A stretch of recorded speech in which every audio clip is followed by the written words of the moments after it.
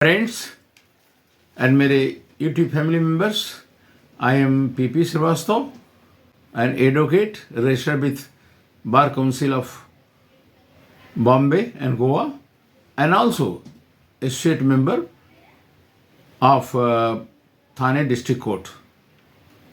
Friends, आज हम बात कर चुके हैं हिंदू मैरिज एक्ट 1955 और dissolution of Muslim marriage act. अभी हम आज बात करेंगे स्पेशल मैरिज एक्ट 1954.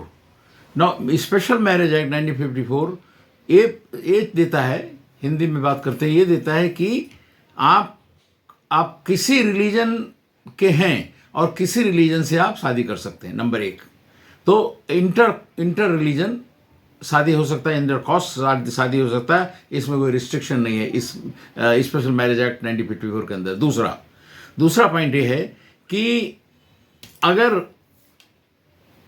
एक कंट्री का है, कोई रशियन है या कोई ब्रिटिश है, वो इंडिया के साथ कर सकता है, इंडियन उनके साथ कर सकते हैं. इंटर कंट्री भी अलाउड है. सिटीजनशिप अगर इंडिया का है नहीं है तभी भी इस स्पेशल मैरिज एक्ट के अंदर अलाउड है और उसमें कोई प्रॉब्लम नहीं है. ये रजिस्ट्रार को अपना आपको अगर शादी करना है, कपल तैयार है, तो रजिस्ट्रार को नोटिस देना पड़ेगा और नोटिस के बाद में वो डेट मिलेगा. डेट के अंदर रिलीजन शादी हो सकती है.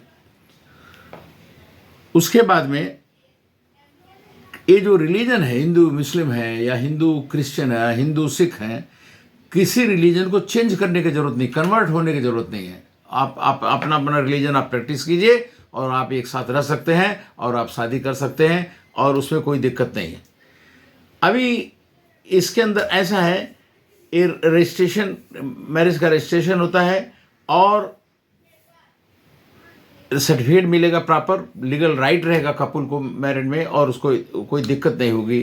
ये है. चौथा चीज़ ये है कि लीगल राइट जो बच्चे होंगे, उनसे बच्चे जो होंगे उनको पूरा लीगल राइट रहेगा और कोई उनको कन्फ्यूजन नहीं रहेगा उनको लीगल राइट में.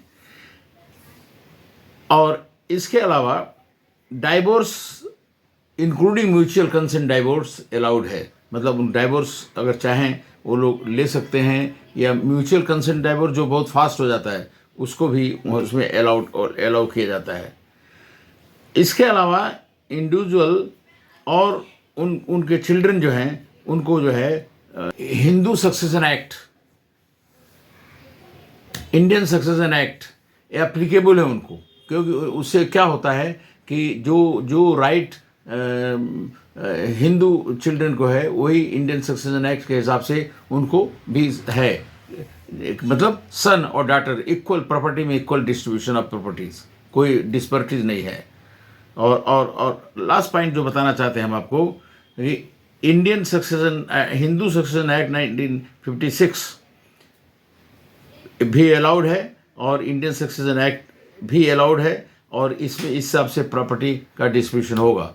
तो स्पेशल मैरिज एक्ट में हमने क्या कैलकुलेट किया. एक तो यह है कि इंडियन सक्सेशन एक्ट के हिसाब से सिटीजनशिप जरूरी नहीं है कि इंडियन सिटीजन हो. डिफरेंट, एक इंडियन हो तो एक दूसरा सिटीजन शादी कर सकता है. दूसरा कास्ट, रिलीजन में हिंदू मुस्लिम सिख ईसाई कोई भी हो एक दूसरे के साथ शादी कर सकते हैं और उसमें कोई डिस्पैरिटी नहीं है. तीसरा है इनका जो है इनके बच्चे जो हैं इनको सन और डॉटर में इक्वल प्रॉपर्टी में इक्वल डिस्ट्रीब्यूशन मिलता है. और ये चीज़ें बड़ा इंपॉर्टेंट है कि इसको रिलीजियस सेरेमनी नहीं माना जाता है. ये जो शादी होगी रिलीजियस सेरेमनी नहीं माना जाता है. और चौथा है ये शादी जो है रजिस्ट्रेशन अलाउड है. रजिस्ट्रेशन होगा, सर्टिफिकेट मिलेगा शादी का, इसमें कोई कन्फ्यूज़न नहीं है. और पांचवा चीज़ है लीगल राइट तो कपल को है और बच्चों को डिस्ट्रीब्यूशन है और डाइवोर्स अलाउड है विद म्यूचुअल कंसेंट. और चिल्ड्रन जो हैं इंडिविजुअल सक्सेशन एक्ट जो है, इंडियन सक्सेशन एक्ट है, उसके हिसाब से वेल्थ डिस्ट्रीब्यूशन होगा. और हिंदू सक्सेशन एक्ट भी कुछ माने में अप्लाई होता है और जो कि 1956 हिंदू सक्सेशन एक्ट 1956 और हिंदू सक्सेशन एक्ट 2005 वो प्रोविज़न के अंदर इनको इस तरह से डिस्ट्रीब्यूशन। तो स्पेशल मैरिज एक्ट के अंदर बहुत सारे फ्लेक्सिबिलिटी है। उसके अंदर आपको पहले नोटिस देना पड़ेगा रजिस्ट्रेशन के लिए, और उसके बाद में एक कंडीशन जो बताया मैंने उसको हिसाब से आपको शादी कर सकते हैं।